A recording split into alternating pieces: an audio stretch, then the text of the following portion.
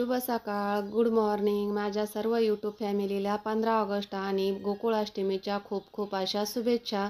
तर चला सकाळची देवपूजा झाली, माझी देवा पण लावून झालाय आणि कोणतीही पूजा करायच्या अगोदर आपण दिव्याच्या साक्षीनेच पूजा करत असतो.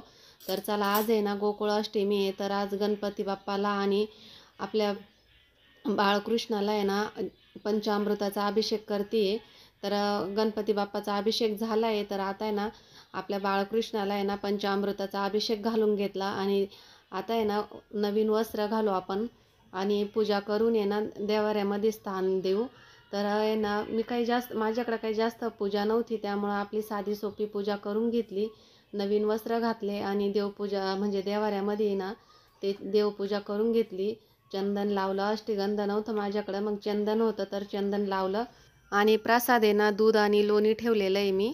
तर अशा पद्धतीने ना मी बाळकृष्णाचा अभिषेक करून घेतला, प्रसाद ठेवला आणि त्यानंतर आपली दररोजची देवपूजा होऊन आधीचीच झालेली आहे. Hello, good morning. मी उर्मिला. माझ्या आणखीन एका मराठी ब्लॉगमध्ये तुमचं स्वागत आहे. आजचा दिवस तुम्हाला सुखाचा, समृद्धीचा आणि आरोग्याचा जावो ही ईश्वर चरणी प्रार्थना. तर सकाळी सकाळी मस्त अशी व्हिडिओला सुरुवात झाली आहे. तर आज आहे ना 15 ऑगस्ट आणि गोकुळाष्टमी ही एकच दिवशी आली आहे. तर तुम्हा सर्वांना माझ्याकडून आणि माझ्या परिवाराकडून खूप खूप अशा शुभेच्छा. तर तुम्हाला माहितीच आहे आम्ही नवनाथाचं पारायण चालू केलं आहे. तर त्या पारायणामध्ये ना आज गोरक्षनाथाचा जन्म आहे, तर त्यासाठी ना नैवेद्यासाठी मी उडदाचे वडे करते आहे. तर एक वाटी भरून आहे ना डाळ घेतली आणि स्वच्छ 2-3 पाण्याने धुवून घ्यायची आहे आणि एक 4 ते 5 तास भिजत ठेवायची आहे. रात्रभर भिजत ठेवायची काही गरज नाही आहे. तर 5 तासासाठी ना मी भिजत ठेवते आणि बाहेर आहे ना थोडा थोडा पाऊस पण यायला सुरुवात झाली आहे. 2:30 वाजले आता. बराचसा टाईम होऊन गेला आहे आणि पाऊस पण चालू झाला आहे. आमच्याकडं महिन्यापासून पाऊस नव्हता, तर आता आहे ना पाऊस चालू झाला. खूप भारी वाटलं, कारण पिकं आहे ना एकदम पाण्यावर आले होते. पाणीच नव्हतं पिकांना महिन्यापासून. सर्वांनी मकाला पाणी चालू केलं होतं, पण आज आहे ना छान असा पाऊस झाला आहे. नदी नाले एक केले पावसाने. खूप छान पाऊस झाला आहे आणि पिकांना पण बरं वाटलं आता. तर बघा इथं अंगणात आहे ना पाणी वाहत आहे, तुम्हाला दाखवते मी झूम करून. तर बघा अशा पद्धतीने ना पाऊस झाला आमच्याकडं. जवळजवळ 2:30 वाजेपासून पाऊस चालू होता. तर संध्याकाळी ना 6 वाजता थोडा कमी झाला आणि रात्रभर चालू होता, कारण मी दुसऱ्या दिवशी व्हॉइसवर करते ना म्हणून तुम्हाला सांगते.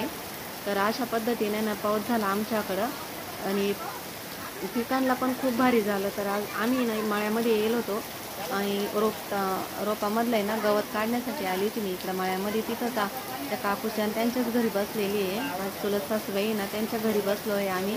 पाऊस आला तर मला वाटलं उघडून जाईल, पण काही उघडला नाही. जवळजवळ आम्ही ना 4 वाजेपर्यंत तिथंच थांबलो. 4 वाजेनंतर घरी आलो मग. तर अशा पद्धतीने ना पाऊस चालू होता. नदी नाले एक केले पावसाने. तर आता आहे ना घरी आलो आहे आम्ही. तर 4:30 वाजले होते. चहा पाणी झाला. त्यानंतर म्हटलं आता लाईट जाती का काय, तर उडदाच्या डाळीचं आहे ना दळून घ्यावं. तर थोडीशी डाळ टाकेल होती ना मग 1 वाटीभर.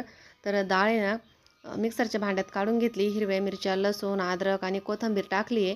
आवडीनुसार टाकायचं आहे तिखट, मीठ. तर हे बघा अशा पद्धतीनं आहे ना दळून घेतलं. थोडंसं पातळ झालं माझ्याकडून, पण काही हरकत नाही, एकदम कुरकुरीत वडे झाले होते. तर आहे ना आज नैवेद्यासाठी ना कढी वडे करायचे होते, तर कढी केली मी आणि वडे राहिले होते. तर वड्याचं दळून घेतलं, त्यामध्ये मीठ टाकलं. मसाला तर अगोदरच टाकले, हिरवी मिरची, अद्रक आणि जिरे, परत लसूण हे सर्व दळून घेतलं आहे मिक्सरमधूनच. तर आता आहे ना तेल पण गरम करायला ठेवलं आहे आणि ना मी चमच्यावरती करते आहे. तर खूप छान झाले बरं का. चमच्यावरती बी लगेच पडून गेले, कारण चमच्याला दांडी असते ना त्यामुळं थोडंसं लांब धरलं जातं आणि अंगावर तेल वगैरे उडत नाही त्यामुळं. आणि आपण कसं हातावर थोडंसं पाणी लावून हातावरती केल्यानंतर टाकतो ना, सोडतो ना तेलामध्ये, तर पाणी असतं ना त्यामध्ये ते उडतं अंगावर. आणि चमच्याचं कसं आहे दांडी असते ना त्याला, त्यामुळं काही ते उडत नाही. तर असे चालू होते माझे वडे तळायचं काम. आणि वडे काही जास्त नव्हते, थोडेसेच होते ना, त्यामुळं काही जास्त वेळ नाही लागला. नैवेद्यासाठीच करायचे होते मला त्यामुळं. आणि पोळ्या सकाळच्याच होत्या, तर पोळ्या काही बनवल्या नाही मी, फक्त कढी वडे आणि भात बनवला आहे. तर भात पण झाला होता माझा आणि लाईटमुळं मी लवकर आले, तर लगेच स्वयंपाकाला लागली होती, पण लाईट काही गेलीच नाही आज. मला वाटलं खूप पाऊस चालू आहे तर लाईट जाईल, तर आज रात्री पण पाऊसच चालू होता आमच्याकडं, म्हणजे रात्रभर पाऊस होता. तर अशा पद्धतीने ना मी नैवेद्यासाठी वडे केले आणि इतके टेस्टी आणि कुरकुरीत झाले होते ना, खरंच खूप अप्रतिम झाले होते. नक्की करून बघा अशा पद्धतीने. मला वाटलं थोडंसं पातळ झालं आहे, मग वडे कच्चे राहतील असं, पण एकदम कुरकुरीत वडे झाले होते. तर आहे ना पाऊस चालूच होता आणि उपवास पण होता मला, त्यामुळं मग जेवण फक्त आजी, बाबा आणि विराज आणि त्याचे पप्पा यांना चौघांनाच बनवायचं होतं. तर उपवास काय मी सोडला नव्हता रात्री. आता अंधार पण पडायला लागला होता थोडा थोडा. तर म्हटलं लवकरच स्वयंपाक करून घेऊ, नंतर खिचडी पण गरम करायची होती ना, त्यामुळं मग आधी स्वयंपाक करून घेतला, त्यानंतर खिचडी गरम केली मी.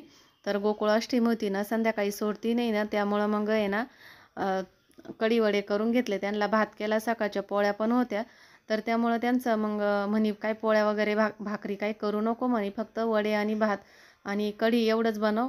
तर त्यांना तेवढं बनवून दिलं आणि मला त्यानंतर खिचडी गरम करून घेतली. आणि चला आजचा दिवस आहे ना पावसामध्येच गेला. 2:30 वाजेपासून पाऊस चालू होता. आजी पण आल्या होत्या. तर त्या विचारत होत्या स्वयंपाक झाला का काय म्हणून, भुका लागल्या होत्या ना त्यांना त्यामुळं. तर ते कसं आहे सकाळी एकदाच जेवण करतात, दुपारी जेवती नाही, त्यामुळं मग त्यांना संध्याकाळी ना लवकर भूक लागते, म्हणून ते विचारायला आल्या होत्या. आणि बाबांना पण जेवायचं होतं ना, तर म्हटलं थोडासाच राहिला आहे स्वयंपाक, वडे राहिले तळायचे, लगेच तुम्ही जेवण करा.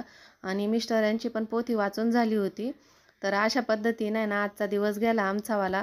तर तुम्हाला कसा वाटला आजचा व्हिडिओ नक्की कमेंट करून सांगा. आवडल्यास लाईक, शेअर आणि सबस्क्राईब करायला अजिबात विसरू नका. व्हिडिओची एंडिंग इथंच करते. तर चला आजचा व्हिडिओ इथंच थांबवते. भेटू पुढच्या व्हिडिओमध्ये. तोपर्यंत धन्यवाद. बाय.